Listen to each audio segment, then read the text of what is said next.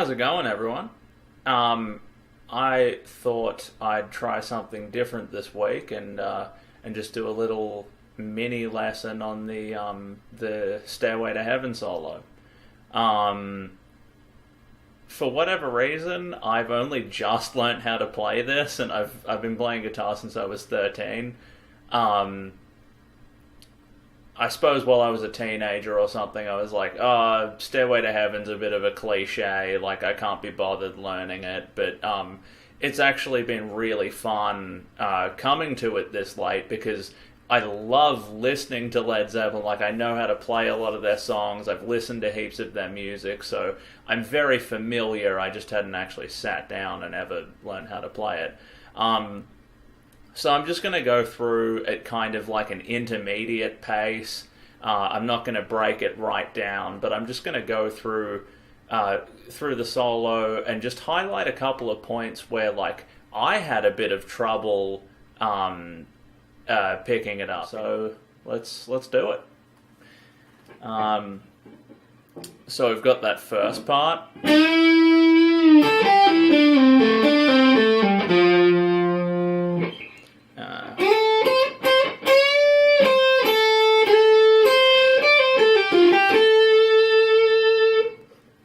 And the important part to note in this part is it is an F here that you play, not an E. It's not. It's.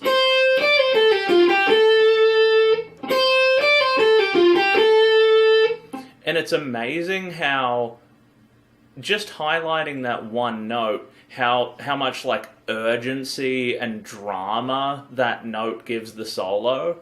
So I think that's really important to note, to make sure that you play that. And then we've got...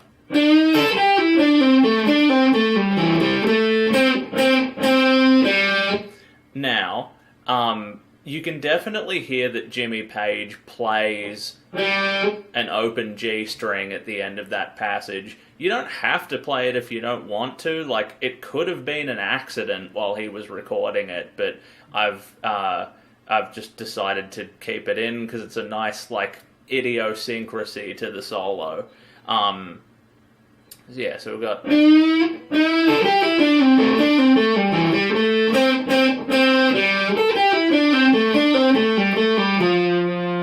And then...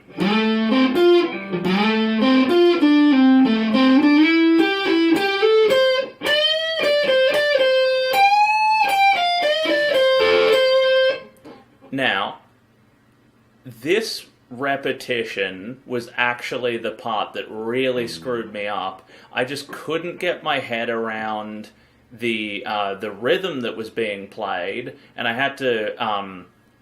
I decided to start listening to the song on YouTube because then I could change the speed, and it sort of made a bit more sense to me, because I was sort of trying to just do the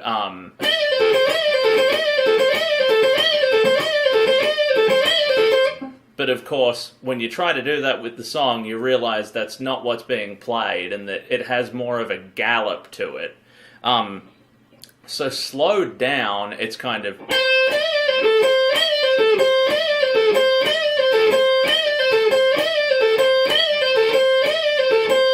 And when you're playing it slow, like, I start going like, oh, that's like reggae. So, like, I try to keep in my head that, like, the consistent part is, like, the C, and then there's, like, a bit of a rest, like...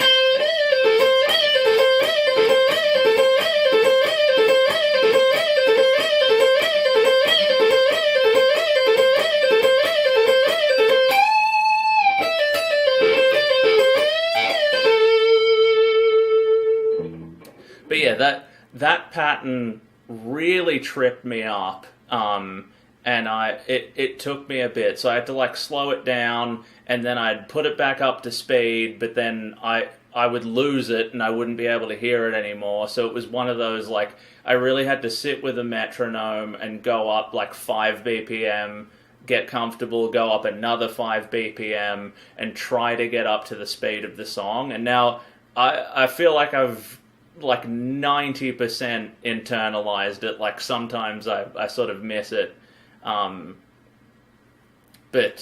you'll get there. It's kind of like this mental optical illusion, or maybe my rhythm's terrible. Either or.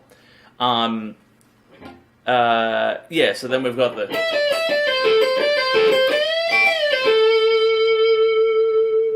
And in a few lessons, it actually has it going.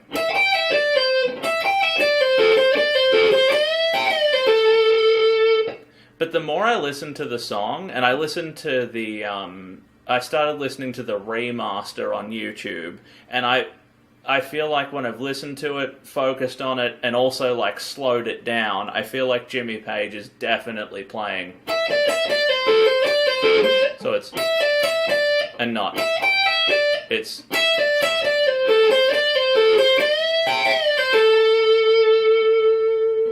I mean, either way, it still sounds good. It's like, you don't have to play it, like, precisely note for note what was on the album. But that was something I picked up on where I feel like, to my knowledge, I believe that's what he's playing. But, you know, he never played it exactly the same way when it was performed live, so it's not like there's hard and fast rules, you know? So then we've got this interplay with C, B, C, A. And I'm pretty sure that, like, that backing guitar part is played on the 12-string neck, which is why when I'm playing it, the tone of it isn't quite the same. It's missing some harmonics. But then we go.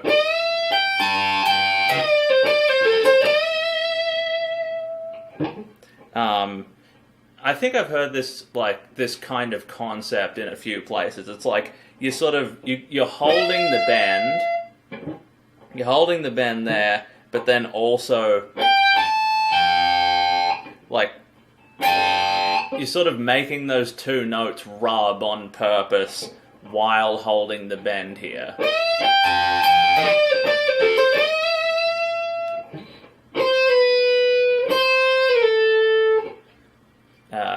Wait, is it? Oh, yeah.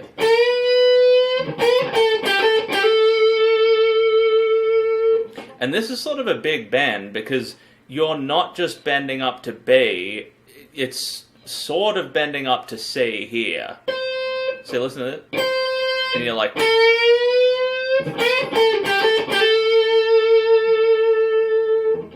I think it's important to think about which note you're actually bending up to, and then you can play that note for reference and make sure you're in the ballpark at least, you know? And then we've got this bit.